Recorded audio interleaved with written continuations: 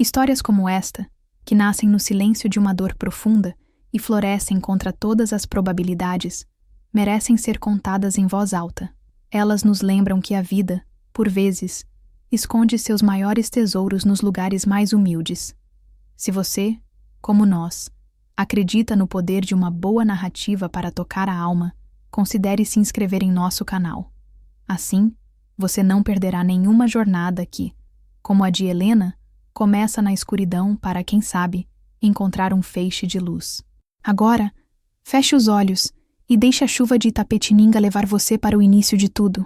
A noite desabou sobre Itapetininga com a fúria de um deus traído. A chuva não caía. Ela se atirava do céu em cortinas densas e geladas, afogando os ruídos da cidade pequena e transformando as ruas de paralelepípedos em rios escuros e traiçoeiros. Para Helena, cada gota que batia em sua pele era como um golpe, mas um golpe que ela, pela primeira vez em anos, recebia de bom grado. Era uma dor limpa, honesta, vinda da natureza, e não das palavras cortantes que a haviam finalmente expulsado de sua própria casa. Ela corria, não com a agilidade de uma jovem, mas com a urgência desesperada de quem foge de um incêndio invisível.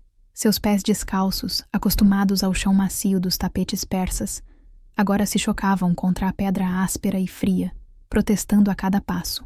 O vestido de seda fina, comprado para uma festa que nunca aconteceria, estava encharcado, colado ao seu corpo como uma segunda pele fria, um lembrete humilhante da vida que deixava para trás. O ar faltava em seus pulmões, não pelo esforço, mas pelo peso dos soluços que ela tentava engolir. As palavras dele ainda ecoavam em sua mente, mais altas que o trovão que rasgava o céu. Você não é nada sem mim, Helena. Absolutamente nada. Uma concha vazia, bonita por fora, mas oca por dentro. Se sair por aquela porta, vai descobrir o que é o verdadeiro nada. O verdadeiro nada. A frase a chicoteava. Por 20 anos, ela vivera uma vida de aparências perfeitas. A esposa de Osvaldo Matos, o respeitado comerciante, a dona da casa mais bonita da rua principal, a mulher de sorriso contido nas missas de domingo e nos eventos de caridade. Mas dentro daquelas paredes imponentes, o nada já era seu companheiro diário. Um nada feito de silêncio, de desprezo, de controle. Um nada que a encolhia dia após dia, até ela mal se reconhecer no espelho. A praça central surgiu à sua frente, um borrão de luzes amareladas dos postes antigos, suas copas de vidro distorcendo a paisagem. O coreto, o chafariz silencioso, os bancos de madeira escura, tudo parecia fantasmagórico sob o dilúvio. Exausta, com as pernas tremendo e o coração batendo descontroladamente contra as costelas, Helena desabou no primeiro banco que encontrou. A madeira estava lisa e escorregadia pela água. Ela se encolheu, abraçando os próprios joelhos, e finalmente se permitiu chorar. Um choro gutural, selvagem, que vinha do fundo da alma, misturando-se ao som da tempestade. Ela era uma estátua de dor encharcada no coração da cidade adormecida. Não tinha para onde ir. Não tinha ninguém. A ameaça de Osvaldo parecia se concretizar.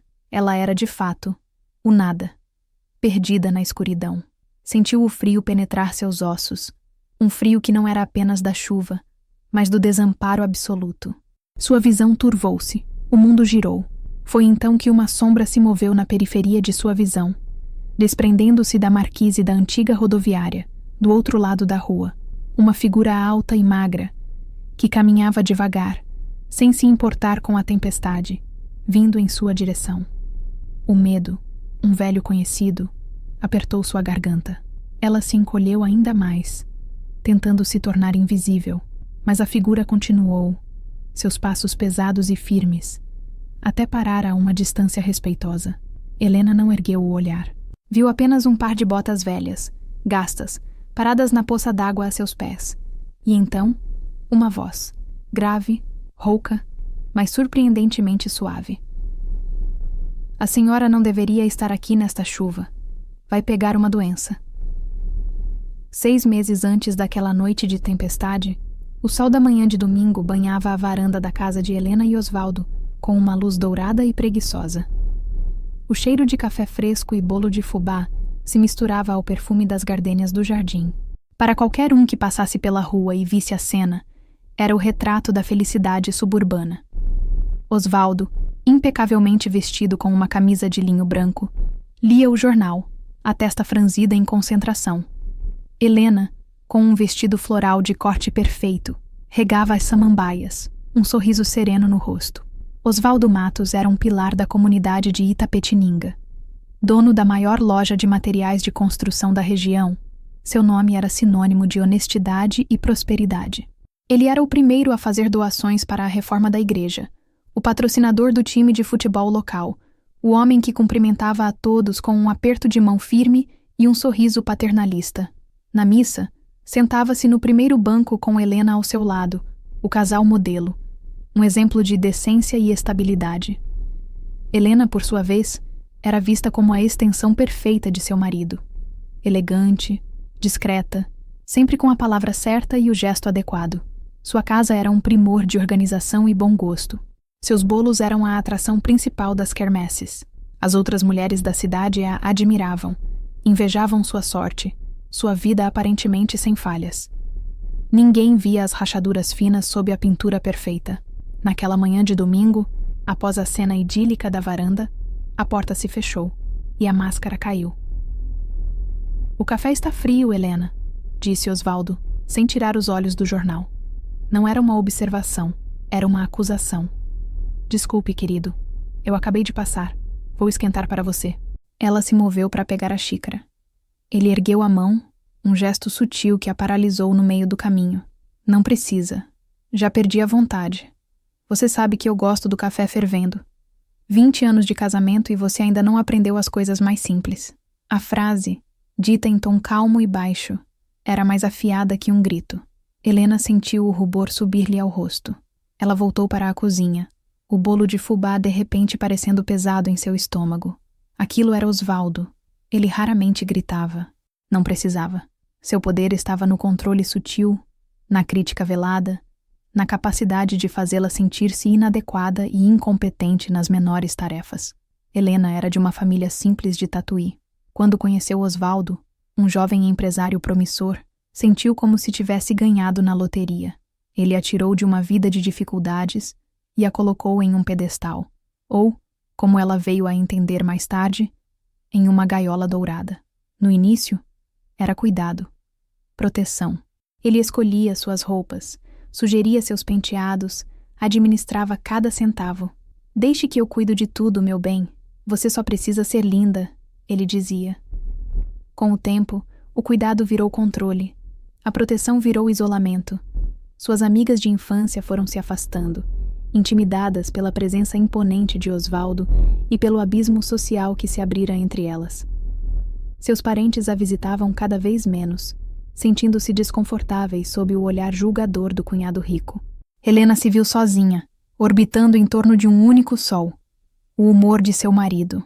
A vida de Helena era regida por um conjunto de regras não escritas, mas rigidamente aplicadas. A casa deveria estar impecável, mas sem que a faxineira parecesse estar sempre presente. As refeições deveriam ser pontuais e saborosas, mas ela não deveria parecer cansada pelo esforço. Suas roupas deveriam ser elegantes, mas não chamativas. Suas opiniões, quando expressas em público, deveriam ser um eco das de Osvaldo. O controle financeiro era a grade mais sólida daquela gaiola. Helena não tinha acesso a uma conta bancária própria. Toda semana, Osvaldo lhe dava uma quantia exata para as despesas da casa e um pequeno valor para seus mimos. Ela precisava apresentar os recibos de cada compra, desde o pão na padaria até um novo novelo de lã. Certa vez, ela comprou um vaso de violetas para alegrar a cozinha. "Quanto custou isso?" ele perguntou naquela noite, o tom neutro escondendo a tempestade que se formava.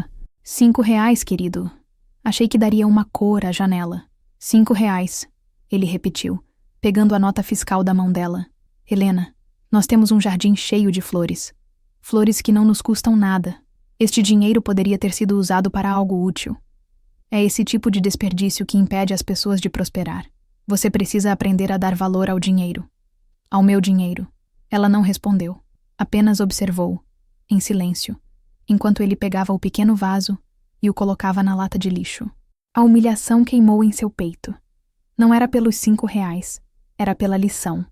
pela demonstração de poder, pela forma como ele a tratava como uma criança irresponsável. As agressões eram sempre assim, verbais, psicológicas. Eram o silêncio punitivo que durava dias, quando ela fazia algo que o desagradava. Eram os elogios, que continham uma crítica farpada. Você está muito bonita com esse vestido, Helena. É uma pena que ele marque um pouco na cintura. Eram as comparações com outras mulheres. A esposa do Dr. Almeida é uma mulher tão interessante. Ela entende de política, de economia. Nós nunca temos essas conversas, não é? Ele a isolou do mundo, convencendo-a de que o mundo lá fora era perigoso e que apenas ao seu lado ela estaria segura. E Helena, por muito tempo, acreditou. O medo do desconhecido era maior que a dor do conhecido. Ela se agarrava aos raros momentos de gentileza, às lembranças do homem por quem um dia se apaixonou, como um náufrago se agarra a um pedaço de madeira. Mas a madeira estava apodrecendo, e ela estava afundando lentamente. Antes daquela noite de tempestade, João já fazia parte da paisagem de Itapetininga. Ele era o homem da praça, o mendigo da rodoviária, uma figura silenciosa que a maioria das pessoas simplesmente não via. Ou se viam, era com um misto de pena, desconfiança e um certo alívio por não estarem em seu lugar. Helena o via de longe, da janela do carro, quando Osvaldo a levava ao centro. Via-o sentado no banco de sempre, lendo um livro de bolso puído ou simplesmente observando o movimento com uma calma que parecia fora de lugar. Ele não pedia esmolas. Às vezes, o dono da padaria lhe dava um pão, ou o rapaz do jornaleiro lhe oferecia um café. Ele aceitava com um aceno de cabeça quieto, um obrigado, que mal se ouvia. Sua aparência era de quem a vida tinha maltratado. As roupas eram gastas, mas não sujas. O cabelo comprido e a barba grisalha escondiam um rosto que poderia ter sido bonito um dia, marcado por rugas profundas ao redor dos olhos. Eram olhos castanhos, surpreendentemente claros e lúcidos. Olhos que pareciam carregar o peso de 1000 histórias. Em Itapetininga, as fofocas sobre ele eram vagas. Diziam que ele tinha perdido a família num acidente. Outros, que era um engenheiro que surtou após um grande fracasso. A versão mais comum, e a que Osvaldo repetia com desdém, era que ele era apenas mais um bêbado que tinha perdido tudo para o vício. Olhe para aquilo, Helena, Osvaldo disse uma vez, apontando com o queixo na direção de João, enquanto esperavam o semáforo abrir. É o fim da linha para um homem sem força de vontade. Uma vergonha para a cidade. Helena apenas olhou. Naquele dia, ela viu algo diferente. Viu João se levantar e ajudar uma senhora idosa que havia deixado suas sacolas de feira caírem. Ele juntou as laranjas e os tomates que rolaram pela calçada, um por um, e os devolveu à sacola da mulher, sem dizer uma palavra. A senhora lhe agradeceu, ofereceu-lhe uma moeda, mas ele recusou com um gesto suave da mão. Depois, voltou para seu banco e para seu silêncio. Aquele pequeno ato de gentileza ficou gravado na mente de Helena. Havia uma dignidade naquele homem, que contrastava brutalmente com a arrogância de tantos homens de bem que ela conhecia. Ele era uma anomalia, uma pergunta sem resposta no cenário ordeiro da cidade. Ela não sentia pena dele. Sentia uma estranha e inexplicável curiosidade. Mal sabia ela que a vida, em sua ironia implacável, estava prestes a entrelaçar seus destinos da forma mais dramática possível. O estopim não foi um grande evento, mas um pequeno e cruel ato de destruição. Helena tinha um único tesouro que era só seu, uma pequena caixa de madeira de sândalo, herança de sua avó. Dentro dela, guardava não joias, mas cartas antigas de sua mãe, uma foto desbotada de seus pais e uma mecha de seu próprio cabelo de quando era bebê. Era seu santuário particular, a prova de que ela existira antes de ser a esposa de Osvaldo. Naquela noite, a noite da tempestade, eles tiveram uma discussão. O motivo era trivial. Helena havia se esquecido de ligar para a esposa de um sócio de Osvaldo para confirmar presença em um jantar. Para ele, no entanto, não era um esquecimento. Era um ato de sabotagem social, uma afronta à sua imagem. Você faz de propósito, não é? Ele sibilou, o rosto contorcido numa máscara de fúria fria. Você gosta de me fazer parecer um idiota, um homem que não consegue controlar a própria esposa. Não, Osvaldo. Eu juro, eu apenas esqueci. O dia foi corrido. Corrido? O que você faz o dia todo, Helena, que a deixa tão ocupada? Arruma almofadas? Rega plantas? A verdade é que você é preguiçosa, incompetente e ingrata. As palavras eram as de sempre, mas naquela noite havia um veneno diferente nelas. Helena, exausta de anos de submissão, cometeu o erro de revidar. Eu não sou incompetente. Eu cuido desta casa, de você, de tudo. Eu abdiquei da minha vida por você. A voz dela tremeu, mas saiu. O silêncio que se seguiu foi aterrorizante. Osvaldo a encarou, os olhos escuros brilhando. Ele não levantou a mão. Fez algo pior. Caminhou lentamente até o quarto, até a penteadeira onde ficava a caixinha de sândalo. Ele a pegou. Isso, disse ele, segurando a caixa como se fosse algo sujo. Essa sua coleção de lixo sentimental. É isso que você chama de vida? Um monte de papel velho e cabelo morto? Osvaldo, não. Por favor, é da minha avó. O pânico subiu pela garganta de Helena. Ele a ignorou. Caminhou até a lareira da sala, onde as chamas crepitavam, uma defesa contra o frio da chuva que começava a cair. Com um movimento deliberado, ele abriu a caixa e despejou todo o seu conteúdo no fogo. As cartas, as fotos, a mecha de cabelo. Tudo foi consumido pelas chamas em segundos. Helena soltou um grito mudo. Era como se ele estivesse queimando suas memórias, sua identidade. A última parte dela que ele ainda não havia tocado. Ela o olhou e, pela primeira vez, não viu seu marido. Viu um monstro. Ele jogou a caixa vazia no chão. Agora você não tem mais nada para se agarrar. Apenas a mim. Ele se virou e subiu as escadas, como se nada tivesse acontecido. Foi naquele momento que algo dentro de Helena se partiu. Ou talvez se consertou. A dor era tão intensa que se transformou em uma clareza absoluta. Ela não podia mais ficar ali. Não era uma questão de escolha. Era uma questão de sobrevivência. Foi quando ela ouviu a frase final dele. A ameaça que a empurrou para a tempestade. Se sair por aquela porta, vai descobrir o que é o verdadeiro nada. E ela saiu. Saiu para encontrar o nada, porque qualquer coisa, até mesmo o vazio, era melhor do que a destruição lenta e metódica de sua alma. A voz grave e suave cortou o barulho da chuva.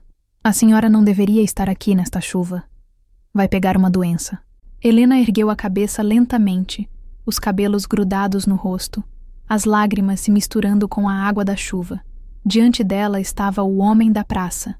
De perto, ele parecia mais velho, o rosto sulcado de linhas que contavam histórias de sol e de sofrimento. Mas os olhos eram gentis. Não havia julgamento neles, nem pena, apenas uma preocupação calma e genuína. Ela tentou falar, mas sua voz era um soluço engasgado. Ele não se aproximou mais. Manteve uma distância que a fez se sentir segura. Ele tirou o próprio casaco, uma jaqueta jeans grossa e surrada, e a estendeu para ela. Vista isso. Pelo menos vai cortar um pouco do vento. Hesitante, ela pegou a jaqueta. O tecido estava úmido por fora, mas o forro ainda guardava um resquício de calor. O cheiro não era ruim. Cheirava a chuva, a fumaça de lenha e a algo indefinível, talvez sabão barato.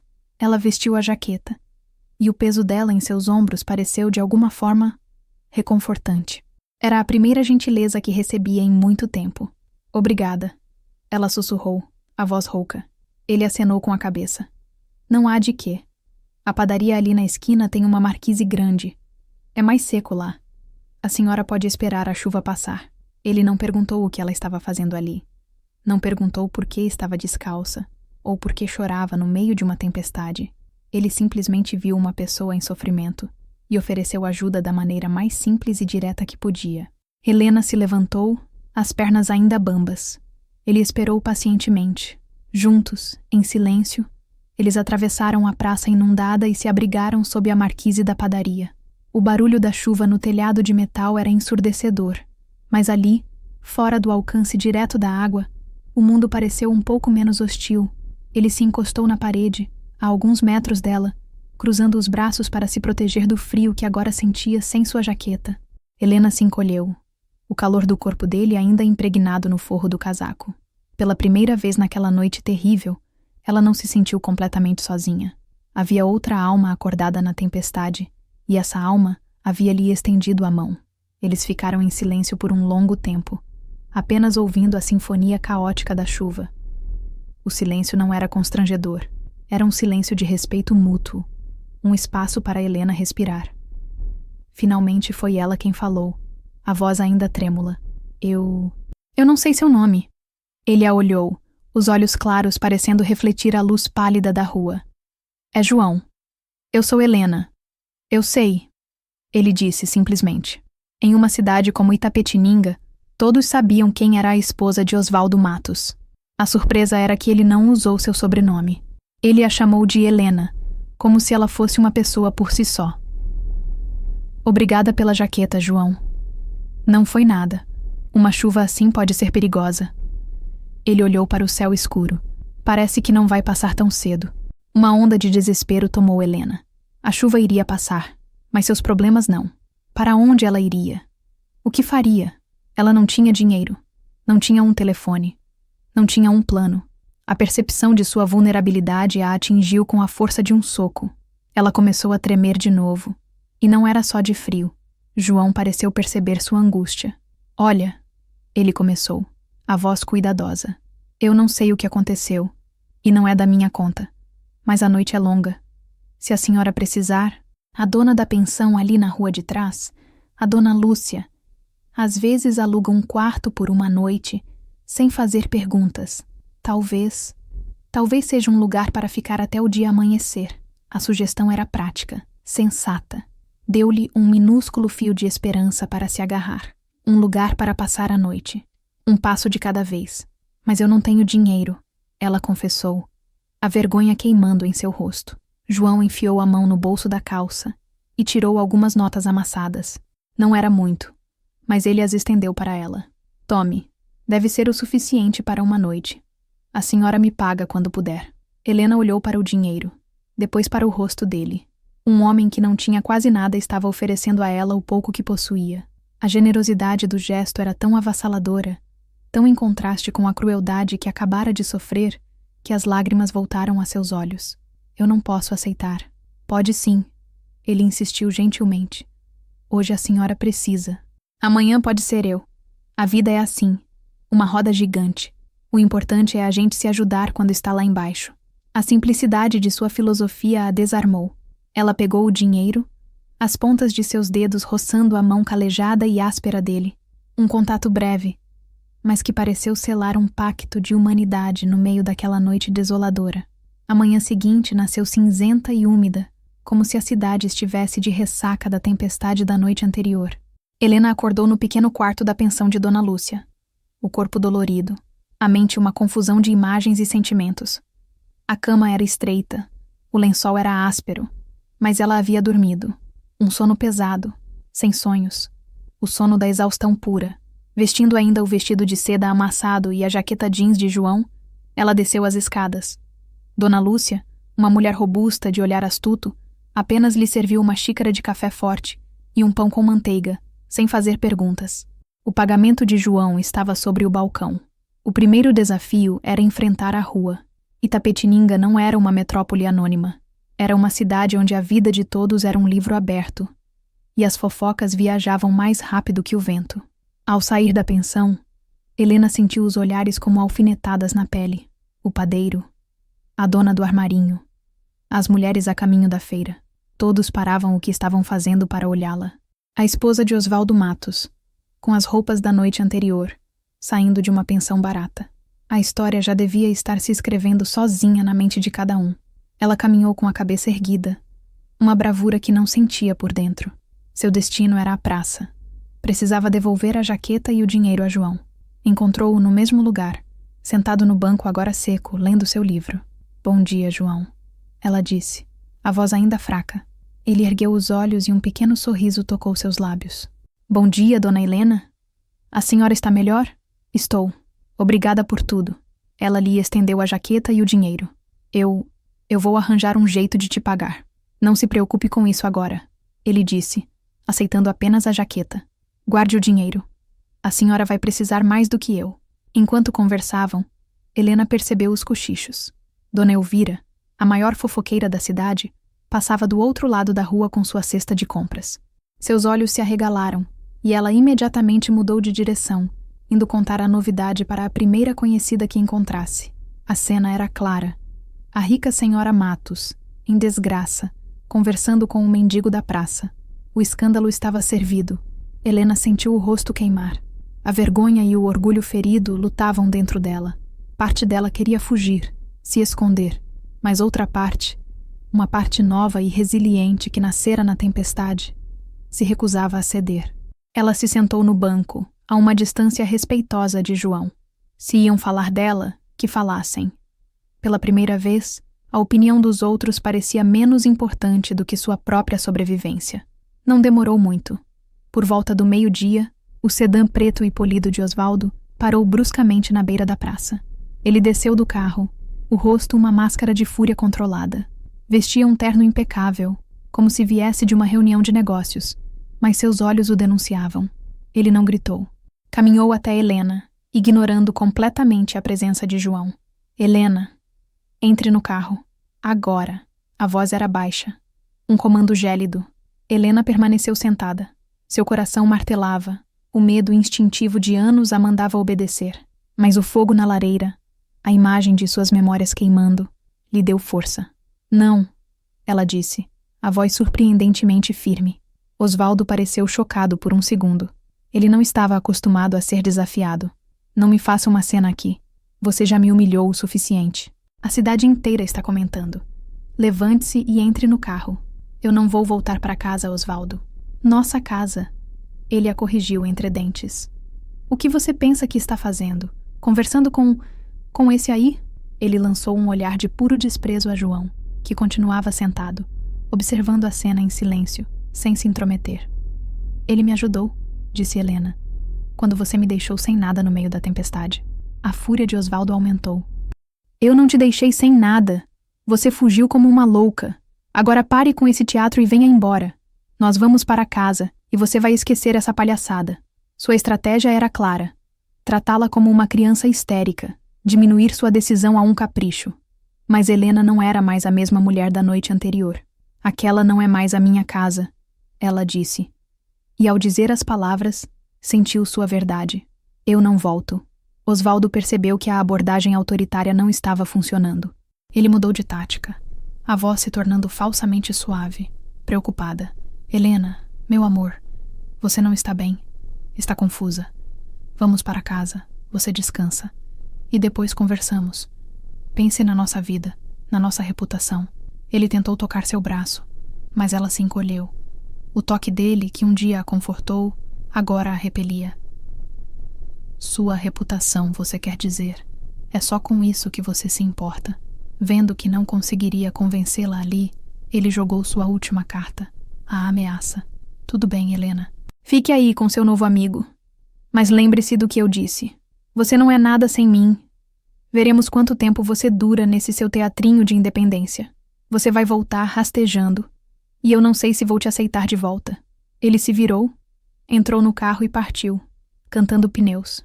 A praça ficou em silêncio, exceto pelo zumbido dos insetos e pelos olhares curiosos que agora se escondiam atrás das janelas. Helena tremia, mas não de medo. Tremia de alívio. A ponte havia sido queimada. Não havia mais caminho de volta. Com Osvaldo fora de cena, a realidade se impôs. Helena estava sozinha, sem dinheiro e com a reputação em frangalhos. A pensão de Dona Lúcia era uma solução temporária, mas ela precisava de um plano. Foi João quem, mais uma vez, ofereceu uma solução prática. Dona Lúcia às vezes precisa de ajuda na limpeza, na cozinha. Ele disse, depois que o carro de Osvaldo desapareceu.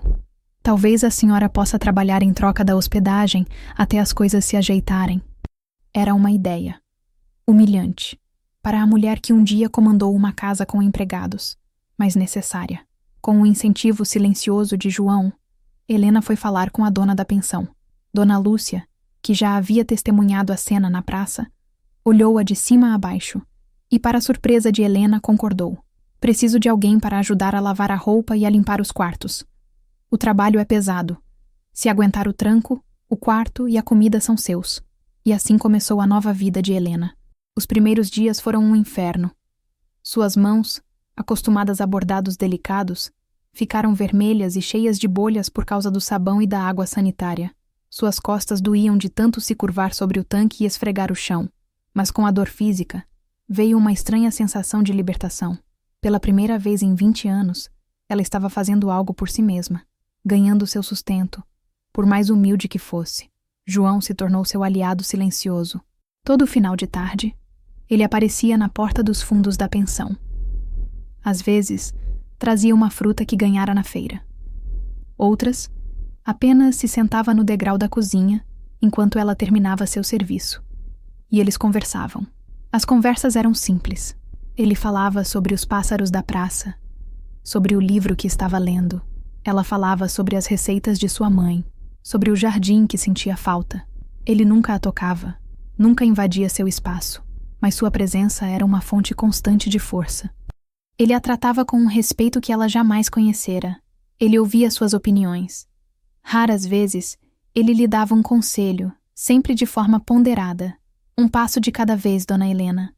Um tijolo de cada vez se constrói uma casa. A cidade continuava a observá-los. Os cochichos se tornaram uma trilha sonora constante em sua vida. Mas aos poucos, eles começaram a se importar menos. Eles estavam construindo algo juntos.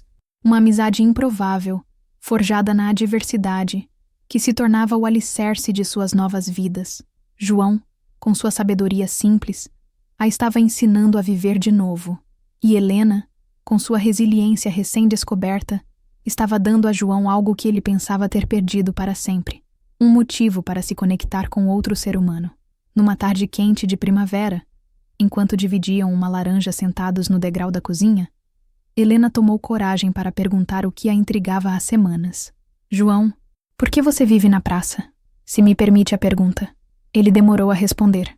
Olhou para o horizonte, para as nuvens que se acumulavam, e um véu de tristeza cobriu seus olhos. Helena imediatamente se arrependeu da pergunta, achando que havia sido invasiva. Desculpe, eu não devia... Ela começou a dizer. Tudo bem. Ele a interrompeu, a voz baixa. Acho que a senhora tem o direito de saber.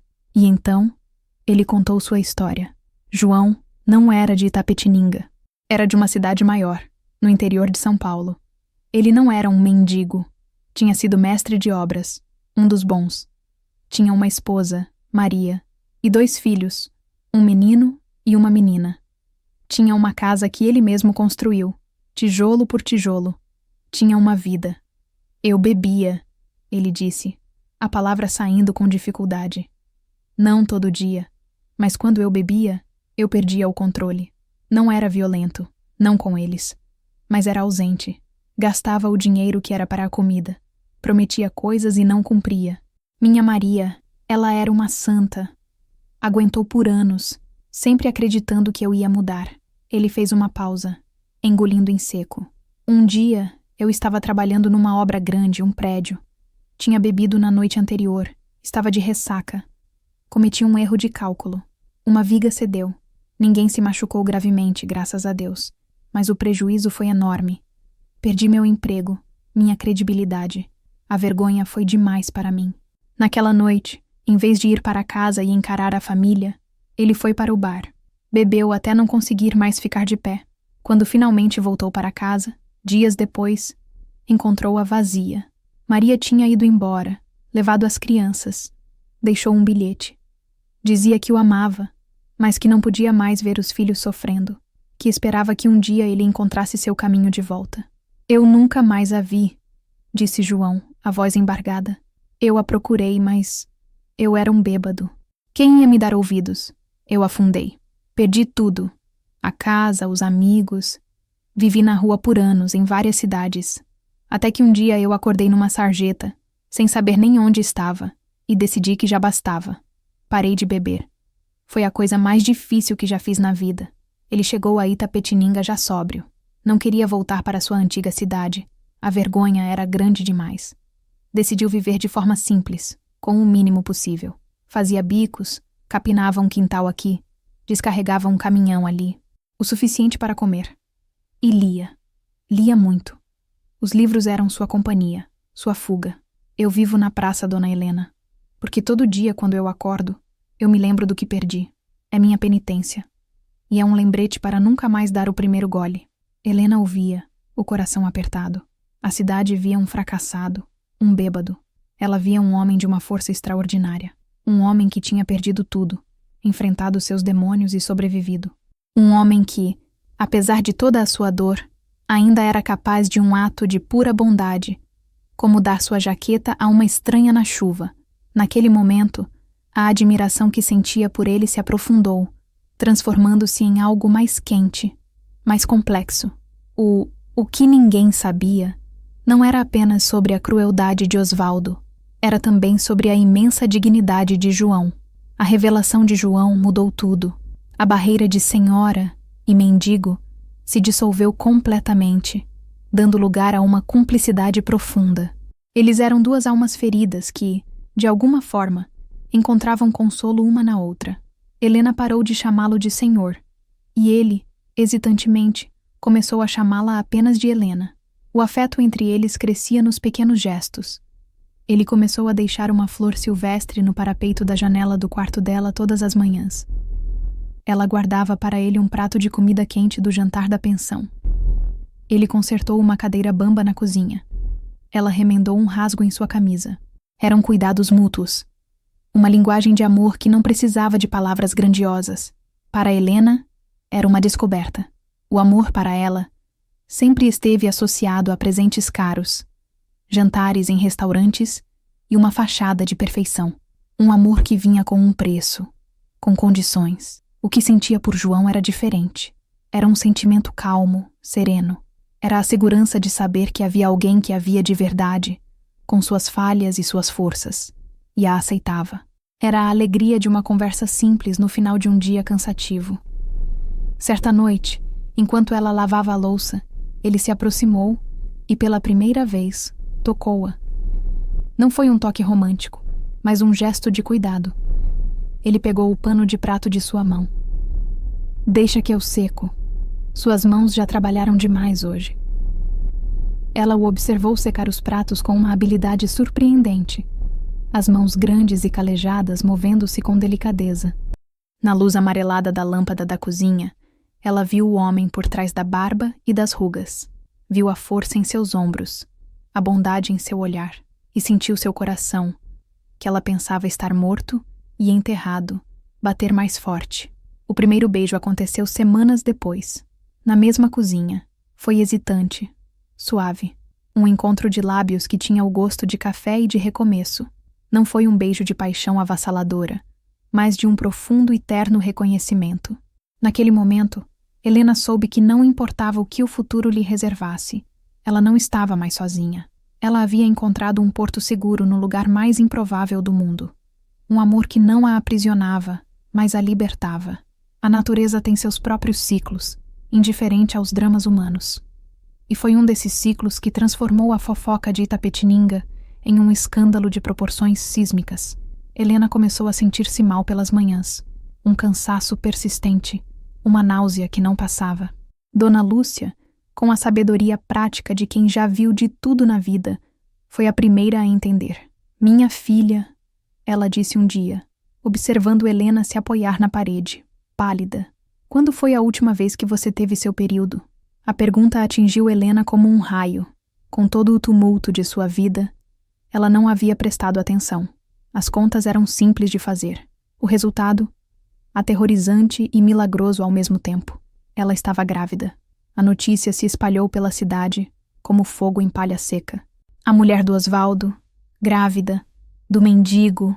A frase era dita em sussurros chocados nas filas do mercado, nos salões de beleza, nos cafés. Era a prova final para a moral conservadora da cidade, da completa depravação de Helena. Ela não era apenas uma esposa que abandonou o lar. Era uma adúltera que havia se rebaixado ao nível mais baixo possível. Osvaldo, que até então mantinha uma postura de marido traído, mas digno, viu na notícia a oportunidade perfeita para sua vingança. Ele não a queria de volta, mas queria destruí-la. Começou a espalhar sua própria versão da história, que Helena sempre fora instável, que ele a havia perdoado por suas fraquezas, mas que ela havia escolhido o caminho da perdição. Ele se pintava como a vítima, o homem de bem cuja esposa enlouquecera e o abandonara por um vagabundo. Para Helena, o julgamento da cidade era doloroso, Mulheres que antes a cumprimentavam com sorrisos, agora atravessavam a rua para não cruzar com ela. Olhares de desprezo a seguiam por toda a parte. Ela se sentiu mais isolada do que nunca. Mas quando contou a João, o medo em seu peito se acalmou. Ele recebeu a notícia não com pânico, mas com uma seriedade solene. Ele colocou a mão sobre o ventre dela, ainda plano, e seus olhos se encheram de uma emoção que Helena não conseguiu decifrar. Uma mistura de alegria, medo e uma responsabilidade esmagadora. Um filho, ele sussurrou, como se a palavra fosse sagrada. Nosso filho. Naquele momento, olhando para o homem que a cidade desprezava, Helena soube que eles enfrentariam aquilo juntos. A criança que crescia dentro dela não era uma vergonha, era um símbolo de seu novo começo, a prova viva de um amor que ninguém na cidade conseguia entender. A gravidez tornou a situação em Itapetininga insustentável. O assédio moral era constante. Um dia, um grupo de adolescentes atirou pedras no telhado da pensão, gritando insultos. Dona Lúcia, embora solidária a Helena, estava preocupada com seus negócios. A presença do casal escandaloso estava afastando seus poucos hóspedes. Naquela noite, João encontrou Helena chorando silenciosamente no quarto. Ele se sentou na beirada da cama, o coração pesado ao vê-la sofrer. Não podemos continuar assim, Helena, ele disse, a voz cheia de uma determinação sombria. Este lugar está te adoecendo. E não é um bom lugar para criar uma criança. Mas para onde nós vamos, João? Não temos nada. Nós temos um ao outro. E teremos um filho. Isso não é nada. É tudo. Ele segurou as mãos dela. As mãos que agora eram tão calejadas quanto as suas. Eu sei trabalhar. Sou pedreiro. Posso construir qualquer coisa. E você é a mulher mais forte que eu conheço. Nós podemos recomeçar em outro lugar. Um lugar onde ninguém nos conheça. Onde não existam as sombras de Oswaldo Matos ou do mendigo da praça. Onde sejamos apenas João e Helena. A ideia era assustadora, mas também incrivelmente libertadora. Deixar Itapetininga para trás. Deixar os julgamentos, os olhares, o passado. Mas como? Ela perguntou. Eu tenho um pouco de dinheiro guardado, dos bicos que faço. Não é muito, mas dá para a passagem e para o aluguel de um cômodo por um mês. Eu tenho um primo que mora na zona rural de Tatuí. Ele sempre disse que lá tem serviço na roça, em construção. É sua cidade natal, não é? Talvez seja um sinal. Tatuí. A cidade que ela deixara para trás para se casar com Osvaldo. Voltar para lá, não como a esposa rica, mas como uma mulher grávida, acompanhada por um homem sem posses. Era um golpe em seu orgulho, mas seu orgulho já havia sido moído e refeito. O que importava agora era a segurança de sua nova família. Então, João fez a proposta que selaria seus destinos. Não foi um pedido de casamento romântico, com flores e joias. Foi uma declaração de compromisso, de parceria. Helena, ele disse, olhando-a nos olhos, a voz firme. Eu não tenho um anel de ouro para te dar. Não tenho uma casa bonita. O que eu tenho é meu braço para trabalhar, meu ombro para você se apoiar e meu coração, que já é seu. Case-se comigo, não pelo papel, mas para que nosso filho nasça em uma família. Para que sejamos perante o mundo e perante nós mesmos, o senhor e a senhora Silva. Uma família de verdade. As lágrimas de Helena, desta vez, não eram de tristeza. Eram de uma gratidão tão profunda que doía. Ela não precisava de ouro nem de uma casa bonita. Ela só precisava dele. Sim, ela sussurrou. Sim, João. Eu me caso com você. O casamento foi realizado numa manhã de terça-feira, no cartório de uma cidade vizinha, para evitar a curiosidade e o desprezo de Itapetininga. Não houve festa, nem vestido branco, nem convidados. As únicas testemunhas foram Dona Lúcia, que fez questão de acompanhá-los, e o primo de um funcionário do cartório, que foi chamado às pressas. Helena usava um vestido simples, azul, que ela mesma havia costurado. João vestia a melhor roupa que tinha, uma calça jeans limpa e uma camisa xadrez que Dona Lúcia lhe dera de presente. Ele havia feito a barba e cortado o cabelo, e sem a aparência de desamparo, seu rosto revelava uma dignidade e uma força que poucos haviam se dado ao trabalho de notar. Diante do juiz de paz, um homem de óculos que parecia entediado com a rotina, eles trocaram seus votos. Não foram as palavras ensaiadas das grandes cerimônias, mas a simples e poderosa afirmação do sim. Quando o juiz os declarou marido e mulher, João se virou para Helena. Ele não tinha uma aliança para colocar em seu dedo. Em vez disso, ele tirou do bolso um anelzinho trançado com capim, que ele mesmo havia feito naquela manhã. Era frágil, imperfeito, e a coisa mais linda que Helena já vira. Ele deslizou o anel de capim no dedo anelar dela. É temporário, ele sussurrou, com um sorriso tímido. Um dia, eu te dou um de verdade. Este é o de verdade. Ela respondeu, os olhos marejados. É o único que eu quero. Ao saírem do cartório, o sol do meio-dia os banhou. Eles não eram mais o casal escandaloso. Eram uma família. A certidão de casamento no bolso de João era mais do que um documento. Era um escudo. Um atestado de que, contra tudo e contra todos, eles haviam escolhido um ao outro. Dona Lúcia os abraçou, emocionada. Que vocês sejam muito felizes, meus filhos. Vocês merecem.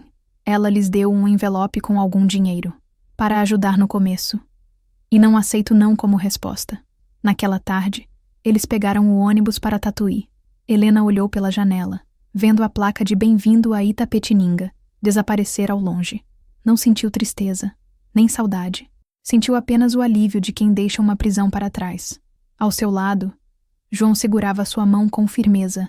À frente, uma vida incerta, mas pela primeira vez, uma vida que era verdadeiramente deles. A chegada em Tatuí foi um mergulho em um mundo completamente diferente. A zona rural, com seu cheiro de terra molhada e mato, era um bálsamo para a alma de Helena. O primo de João, um homem do campo, de poucas palavras e mãos grossas, os recebeu com uma hospitalidade rústica. Ele lhes ofereceu um pequeno casebre nos fundos de seu sítio, que antes servia como depósito de ferramentas. O lugar era minúsculo. Um cômodo que servia de quarto e sala, uma cozinha improvisada com um fogão a lenha e um banheiro do lado de fora. As paredes eram de tijolo aparente, o chão de cimento queimado. Não havia luxo, não havia conforto. Mas quando Helena entrou, sentiu algo que não sentia na mansão de Itapetininga. Sentiu-se em casa. Porque aquele lugar, por mais humilde que fosse, seria construído com amor e esforço mútuo. Os primeiros meses foram de trabalho duro. João conseguiu emprego em uma pequena construção na cidade e, nas horas vagas, capinava terrenos e fazia concertos para os vizinhos. Ele saía antes do sol nascer e voltava ao anoitecer, o corpo moído de cansaço, mas com um brilho de propósito nos olhos. Cada centavo que ganhava era para a casa, para a comida, para o enxoval do bebê que eles montavam aos poucos, com peças de segunda mão. Helena, por sua vez, transformou o casebre em um lar. Limpou cada canto, costurou cortinas com retalhos de pano, plantou uma pequena horta no quintal. Suas mãos, antes delicadas, se tornaram fortes. Ela aprendeu a cozinhar no fogão a lenha, a economizar cada grão de arroz, a encontrar beleza na simplicidade. Eles não tinham televisão, nem rádio. À noite, sentavam-se na varanda improvisada, sob o céu estrelado do interior, e conversavam. Falavam sobre o futuro, sobre os nomes para o bebê, sobre seus sonhos. Sonhos que agora eram pequenos e concretos. Ter um fogão a gás, comprar uma cama de verdade, poder dar um brinquedo ao filho. Para Helena, essa vida era infinitamente mais rica do que a que deixara para trás. A comida simples, temperada com as ervas de sua própria horta, tinha mais sabor do que os jantares sofisticados com Osvaldo. O abraço cansado de João no final do dia era mais valioso do que todas as joias que ele um dia lhe dera. Ela estava descobrindo que a verdadeira riqueza não estava nas coisas que se possui, mas na paz de espírito e na certeza de ser amada por quem você é. Em Tatuí, eles não eram ninguém de especial. Eram apenas mais uma família trabalhadora, e essa anonimidade era a maior liberdade que poderiam desejar. O choro forte e saudável de um menino encheu o pequeno quarto da Santa Casa de Tatuí numa manhã de verão. Ele era pequeno, enrugado, mas para Helena e João era a criatura mais perfeita do universo. Eles o chamaram de Francisco, em homenagem ao santo dos humildes. A chegada de Chiquinho, como logo foi apelidado, solidificou a família de uma maneira que nada mais poderia. João, ao segurar o filho pela primeira vez, chorou. Um choro silencioso, de um homem que pensava ter perdido para sempre a chance de ser pai novamente. Naquele pequeno embrulho em seus braços estava sua redenção. A vida se tornou mais difícil, e, ao mesmo tempo, mais cheia de alegria. As noites mal dormidas, as fraldas para lavar, a preocupação constante, mas também as risadas do bebê, o cheiro de sua pele, a forma como seus dedinhos se agarravam à mão de João. João trabalhava o dobro, o triplo. Sua fama de bom pedreiro se espalhou pela região. Ele era honesto, caprichoso e não tinha medo de trabalho pesado. Com o tempo, conseguiu juntar dinheiro para dar entrada em um pequeno terreno, não muito longe do sítio de seu primo, e começou a construir sua casa. A verdadeira casa deles. Todo final de semana, ele trabalhava no terreno. Helena levava o almoço, e enquanto Chiquinho dormia numa rede improvisada entre duas árvores, ela ajudava como podia. Carregava tijolos, misturava a massa, pintava as paredes. A casa subia lentamente, uma fileira de tijolos de cada vez, cada um assentado com o suor e os sonhos deles. 2 anos depois, nasceu a segunda filha, Clara. A casa, agora com 2 quartos, uma sala e uma cozinha azulejada, ficou pronta. Era simples, sem luxos, mas era o palácio deles. Tinha um quintal grande, onde João plantou um pé de manga e uma amoreira. Helena fez um jardim florido na frente, com as mesmas gardênias que a lembravam não da casa de Osvaldo, mas do cheiro da casa de sua mãe. Eles eram felizes. Uma felicidade construída no dia a dia, nas pequenas vitórias. A primeira palavra dos filhos, a primeira colheita da horta, a compra de uma geladeira usada. Eles não tinham muito, mas tinham o suficiente. E o mais importante, tinham um ao outro, e um lar cheio de amor e respeito. Os fantasmas de Itapetininga haviam ficado para trás, tão distantes que pareciam pertencer a outra vida. O tempo, que antes se arrastava para Helena na solidão de sua gaiola dourada, agora voava, impulsionado pelo ritmo da vida e do trabalho. Os filhos cresceram, correram descalços pelo quintal, subiram nas árvores que o pai plantara e encheram a casa simples com o barulho e a energia da juventude. Francisco, com as mãos habilidosas do pai, se tornou marceneiro. Clara, com a alma gentil da mãe, virou professora. Eles se casaram, tiveram seus próprios filhos. E a casa de João e Helena, que um dia fora apenas um sonho num terreno baldio, se tornou o ponto de encontro da família. Aos domingos, o cheiro de macarrão com frango assado se espalhava pela vizinhança. O som das risadas dos netos se misturava ao das conversas animadas dos adultos.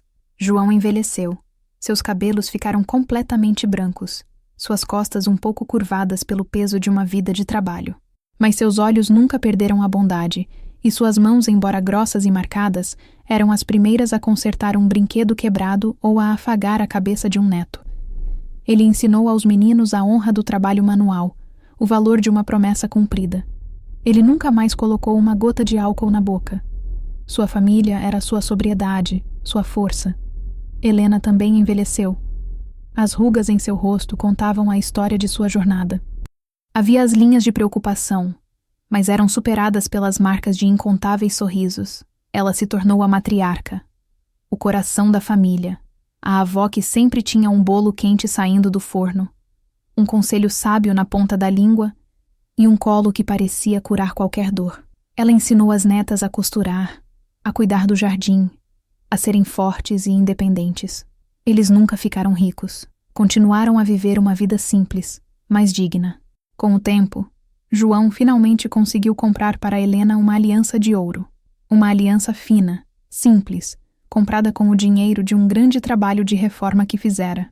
No dia em que ele a entregou, ela chorou e guardou o anelzinho de capim, agora seco e frágil, em sua antiga caixa de sândalo, que um de seus netos, sabendo da história, lhe deu de presente, uma réplica feita com todo o cuidado. Às vezes, quando estava sozinha, Helena pensava em Osvaldo. Soubera, por meio de parentes distantes, que ele havia se casado novamente com uma mulher mais jovem, mas que o casamento não durara, que ele vivia sozinho em sua casa grande e vazia, um homem amargo e solitário. Ela não sentia ódio, nem prazer em sua infelicidade. Sentia apenas uma vaga e distante pena. Ele a chamara de nada, mas fora ele quem terminara com o vazio. Helena, agora com 74 anos, sentou-se em sua cadeira de balanço preferida na varanda. O sol do final da tarde pintava o céu de tons de laranja e rosa, e a brisa suave trazia o cheiro das gardênias de seu jardim.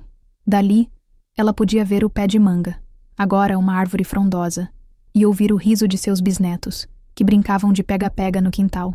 João se aproximou, trazendo 2 xícaras de café. Ele se sentou na cadeira ao lado dela, um hábito de quase 50 anos. Ficaram em silêncio por um momento, um silêncio confortável, preenchido por uma vida inteira de conversas. No que está pensando? Ele perguntou, a voz mais rouca pela idade. Em tudo. Ela respondeu com um sorriso suave. Estava me lembrando daquela noite de chuva em Itapetininga. A memória não doía mais. Era apenas o ponto de partida de uma longa estrada. A estrada que a trouxera até ali, até aquela varanda, até aquele momento de paz. As pessoas me chamaram de louca. Ela continuou, mais para si mesma do que para ele. Julgaram-me por abandonar uma vida de luxo. Humilharam-me por engravidar de um homem que morava na rua. Ela olhou para ele, os olhos cheios de um amor que o tempo só aprofundara. O que ninguém sabia, o que ninguém nunca entendeu, é que naquele homem que eles chamavam de mendigo, eu encontrei a maior riqueza que uma pessoa pode ter. Ela estendeu a mão e tocou o rosto enrugado dele. Você me ensinou o que é respeito. Me deu uma família. Me ajudou a construir um lar. Você não salvou apenas a minha vida, João. Você me deu uma. Ele segurou a mão dela e a beijou. Nós nos salvamos, Helena. Nós construímos tudo isso juntos, tijolo por tijolo. Ela olhou para sua família correndo no quintal. Seus filhos, homens e mulheres de bem, trabalhadores. Seus netos, estudando, sonhando. Seus bisnetos, o futuro. Era esse o seu legado. Uma linhagem que não nascera do dinheiro ou do status, mas da coragem de uma mulher de fugir da escuridão e da bondade de um homem que lhe ofereceu um casaco no meio da tempestade. Não havia arrependimentos. Cada dificuldade, cada lágrima, cada julgamento, tudo valera a pena. A mulher que fora chamada de nada havia se tornado o centro de um universo de amor. A vitória dela não foi provar que os outros estavam errados. Foi provar a si mesma que ela estava certa em seguir seu coração. O domingo seguinte foi como tantos outros. A casa estava cheia. O cheiro de comida pairava no ar. A mesa da cozinha estava posta com a melhor toalha de Helena. Francisco e sua família chegaram primeiro, depois Clara com o marido e os filhos. Em pouco tempo, a casa estava transbordando de vida. Helena observava a cena da porta da cozinha, o coração inchado de felicidade. João estava no quintal, mostrando a um dos bisnetos como fazer um peão de madeira. Seus movimentos eram lentos, mas precisos. O menino o olhava com admiração, os olhos brilhando. Dentro de casa, Clara ajudava a pôr a mesa, enquanto as noras e netas conversavam animadamente. Era um caos lindo, barulhento e perfeito. A materialização de tudo o que eles haviam construído. Na hora do almoço, todos se sentaram ao redor da mesa grande de madeira que Francisco havia feito de presente para os pais. João, na cabeceira, fez uma oração simples, de agradecimento. Agradeceu pela comida, pela saúde e, acima de tudo, pela família. Enquanto todos se serviam, Helena cruzou o olhar com o de João do outro lado da mesa. Ele lhe deu uma piscadela, um gesto cúmplice que só eles entendiam. Naquele olhar estava a história inteira. A tempestade, a jaqueta, o anel de capim, os tijolos, os filhos, os netos. Uma vida inteira de amor e parceria. Ela sorriu. A verdadeira história daquela avó não era sobre ter engravidado de um mendigo. Era sobre ter encontrado um rei disfarçado e sobre ter tido a coragem de construir com ele um reino. Não um reino de castelos e coroas, mas um muito mais duradouro. Um reino de amor, fincado na terra fértil do respeito e da dignidade. E esse era um final feliz que nenhuma fofoca de cidade pequena jamais poderia manchar. A história de Helena e João nos ensina que o amor floresce nos lugares mais inesperados e que a verdadeira riqueza está nos laços que construímos, nos tijolos que assentamos juntos. Prova que a dignidade não mora em uma mansão, mas no coração humano. Se esta narrativa tocou seu coração e o fez acreditar um pouco mais na força dos recomeços, deixe seu like para que mais pessoas possam conhecê-la. Comente o que você achou da jornada de Helena. E, claro, se você ainda não faz parte de nossa comunidade, Se inscreva para continuar viajando conosco por outras histórias de vida extraordinárias, porque cada vida, como a de Helena, guarda um tesouro que merece ser descoberto.